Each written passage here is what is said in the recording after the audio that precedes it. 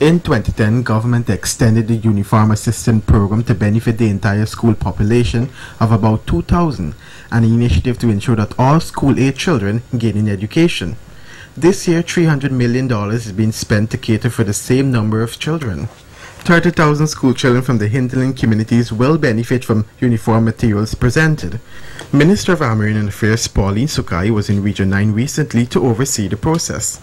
The school uniform program, you would know, started at various levels and also in various communities, mainly in the rural areas. But over time, our government was able to close that gap. And as we stand here today, the gap has actually been closed because we started providing school uniforms to the nursery and the primary. And last year, our government was able to afford to provide school uniforms to secondary school today. So what we're seeing is the closing of the gap at the national level. It means that students across Guyana at the levels of nursery, primary, and secondary are today receiving a school uniform from the People's Progressive Party civic government. This is St. Ignatius, one of the largest villages in Region 9, which boasts of a nursery, primary, and secondary schools, and accommodate thousands of children from within and several surrounding communities. In Region 9 alone, I believe we are addressing 38 nurseries, 48 primary, and 5 secondary schools. And the total investment for Region 9 school uniform materials, transportation, and sewing cost adds up to $20 million. So that is what is being invested across the region. The next stop was at Kumu village, where the team also met with residents and students of Kumu nursery and primary schools, after which they ventured out into 2 other villages, Makamaka and Napi. In an effort to promote an atmosphere of learning and productivity, government has commenced several national programs, which are also being extended to hinterland communities, where students are benefiting from National School Feeding Program, the annual scholarship opportunities, and subsidies for learning material and examination fees. Minister Sukai, while in Region 9, also used the opportunity to inform Tushaus about the disbursement of annual presidential grants, which is one of the many initiatives by the PPC government to support the transformation of village economies.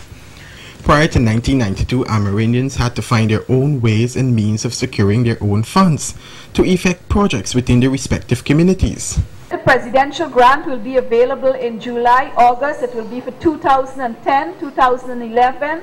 And villages will have to sit and discuss what priority they will focus on for investing their presidential grants. Over the years, more and more Amerindians are being trained in various fields, such as education, agriculture, and health. Human resources development has always been a priority. Minister of Local Government and Regional Development, Kelwan Lal, who also joined the team in Shelton, told residents that his ministry will spare no efforts in continuing the modernization process through the various regional democratic bodies in developing agriculture, health, and education sector.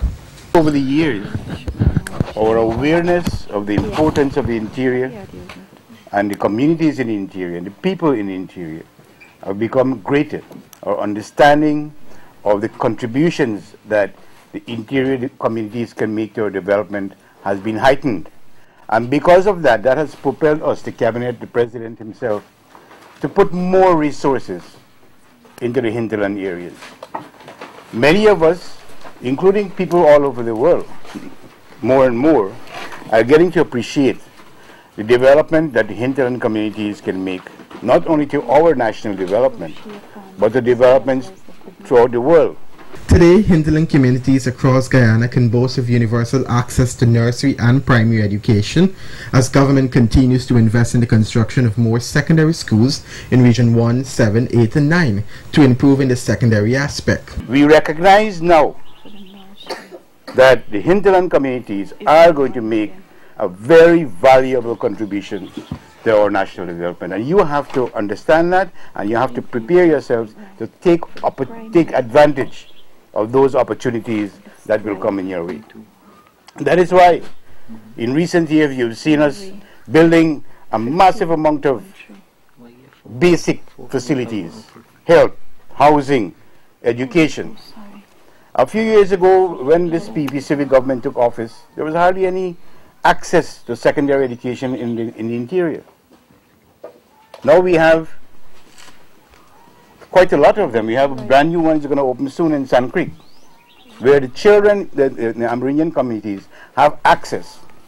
We may not be able to provide the best education in the world, but now we are starting and we making education accessible to each and every child, including secondary education. Not only few who can afford it to go to Georgetown. You're bringing secondary education to the people in their communities. And not only that, we're providing dorms.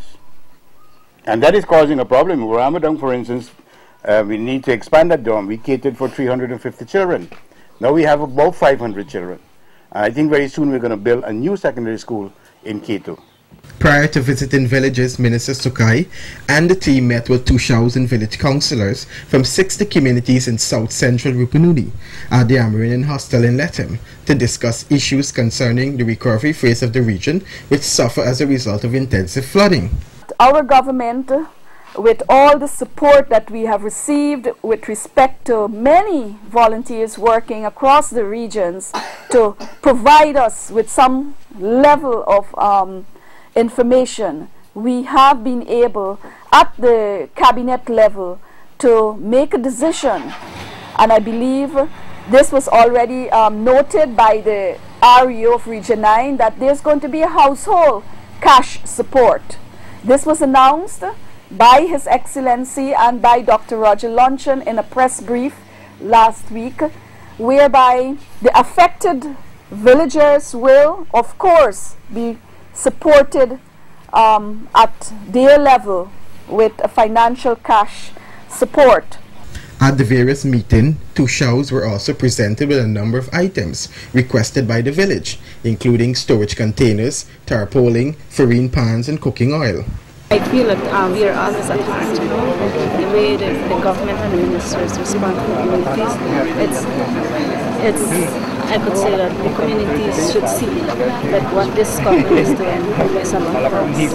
I feel so happy that we come to visit the people there and see them, hear them view, concerning the flood, and the respond fastly, you know, and I believe I'm so happy to be here among us, Yalen. And I'm so thankful, right, about the powers. Over the last years, government has worked diligently to accelerate the development of Amerindians through the creation of an Amerindian Affairs Ministry and increase in budgetary allocation to sustain the work of the ministry.